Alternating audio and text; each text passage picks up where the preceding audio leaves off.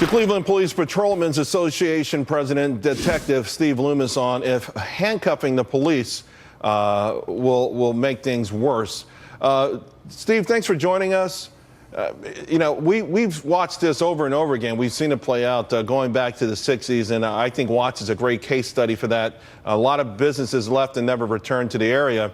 But how do you find that perfect relationship, or much better relationship, where you can actually have more policing and a community that understands the necessity of it?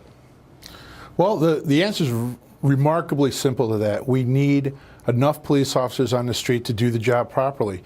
Just very recently in the city of Cleveland during the RNC, we were able to prove that undoubtedly that when you have enough police officers to do the job gets done. And it gets done in a very efficient and very safe manner. Right now we're working with scouting crews in Cleveland and other major cities, and I imagine Milwaukee is the same way. Yeah, and also in Milwaukee, though, we've seen this economic backdrop, which is awful. In fact, the average black household income versus the average white household income is the second largest gap in America. Only Minneapolis is a larger gulf than that. 17% unemployment versus 4.3% unemployment. You've got two distinct different sets of circumstances in the same city. How much does that contribute to what's been becoming a ticking time bomb across America? Well, when you go to move somewhere, for example, the number 1 and 2 questions that you ask are how safe is the city and how good are the schools? Or how good are the schools, how safe is the city? You're not going to have people come into your neighborhoods and invest if there's a crime problem. It all stems around the safety first, and that goes back to the priorities of the politicians locally, at state levels, and at national levels. And the priority is not there right now. Law and order is not the priority of President Obama or anybody else that I can see anywhere at this point. And that's a shame, because it's a really simple solution to a very, very complex problem. Steve, having a greater police force or a greater police presence, is there a way to do that, though, in a way that's not intimidating, doesn't feel like an occupation, if you will? Sure, absolutely. Again, going back to our success in the RNC, you saw police officers running through water fountains with the kids. There was a lot of police officers out there, and they weren't there in an intimidating fashion. Now, there's always going to be the activists, the anarchists out there that are going to say, well, this is a police state. Well, make up my mind for me. Do you want it to be a safe state?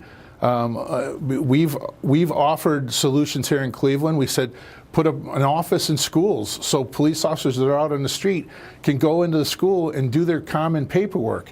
So the kids have a chance to interact with them in a non-confrontational or way, right. And that got shot down. How does that get shot down? There's simple solutions. They're just not willing to pull the trigger on them, and that's a shame. Yeah. We need more police officers. We need help. Bill Clinton's administration, we had all kinds of federal programs here in the city of Cleveland and elsewhere in the country. Wrap houses, bicycle patrols, foot patrols. We had 100 people in a community policing unit. 2003, we had 2,000 police officers in the city of Cleveland. 2006, we had 1,500. Wow. You can't get rid of 500 police officers and then ask the question, what's going on here? Yeah, and ultimately, the people of the community and the police all want the same thing, right? They want peace. Absolutely. And they want harmony.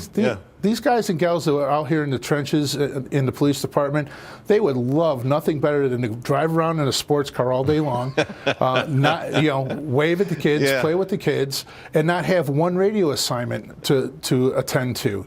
That's the goal in life. And Steve, I just want to say we need to get there. Thanks for all your service and being a voice. Sometimes, I know it's critical, and you put yourself in a position where you get a lot of pushback, but we need to hear that, and I appreciate you taking out the time. Thank you very much for having me, sir.